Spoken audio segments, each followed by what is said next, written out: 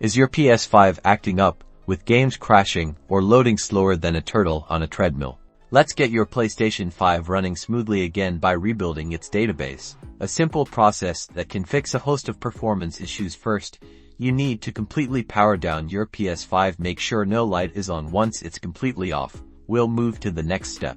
Now, to enter safe mode, you'll need to press and hold the power button on your PS5 until you hear two beeps. Locate the power button on your console. It might be on the front or the side. Press it and hold it. You'll hear the first beep. Keep holding. And then you'll hear a second beep about 7 seconds later. At this point, release the power button.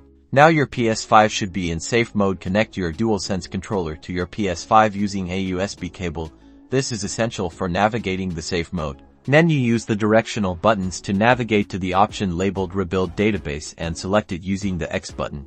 After selecting Rebuild Database, the system will begin the rebuilding process. This might take some time. Depending on the size of your hard drive and how much data is stored on your PS5, you'll see a progress bar on the screen, so be patient and allow it to complete.